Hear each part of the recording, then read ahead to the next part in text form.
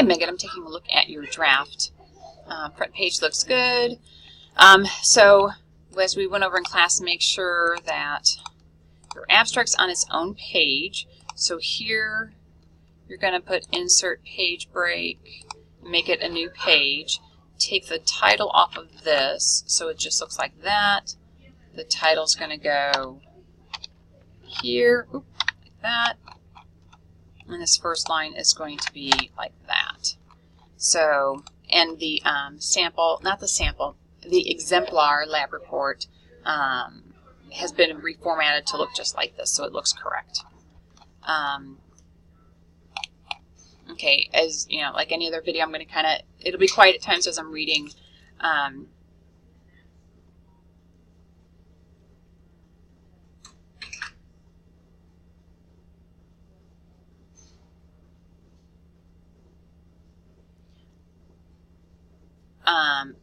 Have just a little bit in there about, you know, use some of the language of like observable traits or observable genetic traits. Use the words phenotype and some things like that too, and also saying, you know, based on the, you know, I'm glad you have based on the principles of genetics, but just a little bit more about the genetics that happened with it. Okay. Okay, let's see. Don't give the title of it, and don't start with like it says. Make it sound more professional than that. I would say Gregor Mendel was a scientist, not was the one.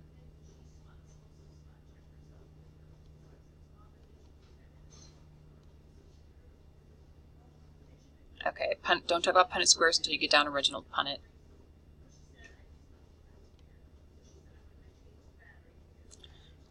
You're going to need to explain this more about what's going on here with what is an observable trait. Okay, so what is the difference between a phenotype and a genotype? Talk about alleles, talk about dominant and recessive genes, or alleles, you know, that are, and how that works. And then talk about the Punnett squares and how Punnett, blah, blah, blah. So more and more here for both of these.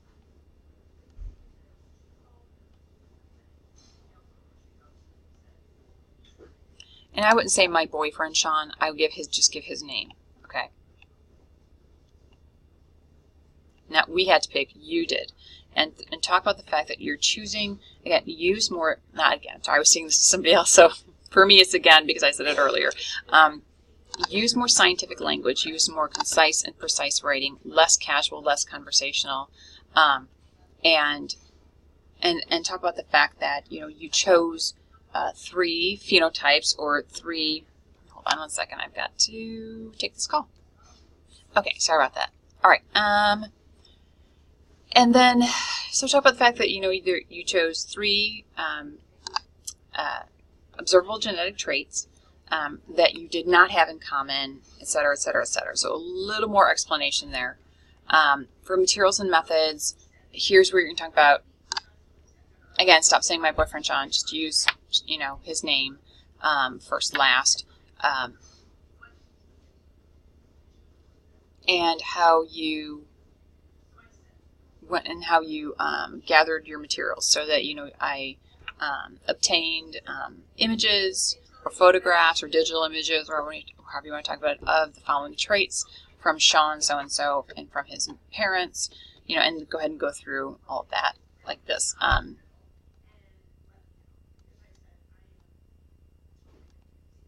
Good.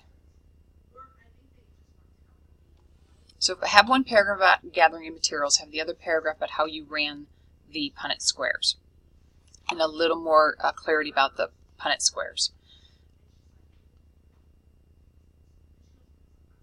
Here you're going to actually put C. So when you talk about how you're going to set up your Punnett squares, that's how you're going to talk about it here. The results actually put, so C table, whatever, I would put that here in the results section. Okay, so what you want to do, here you're saying 50 chance of our child having curly hair, 50% chance of our child having, you know, and so then here you're going to say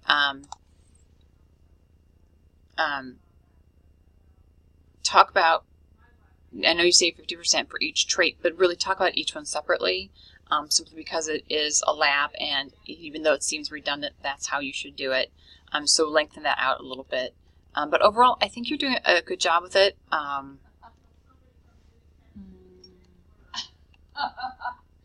You have a good night. I'm not sure what all this is here. 1, 1, 1, 3,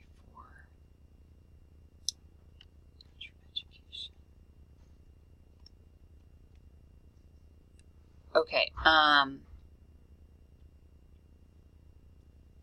Are these journals? Are these? So I'm a little confused about these. Because if it's a journal, then you use the home page of the journal, not the exact page. So go back over your APA formatting for that. Make sure it starts on its own page. References are on the top of its own page. Good. Swap the images and the graphs, because you talk about the images first, so have those images first, then have your Punnett squares afterwards. So the biggest thing I'm going to say is make sure you're just really thorough explaining everything, and try to make it sound a little more scientific, a little more professional. Otherwise, I think you're doing a really great job with it.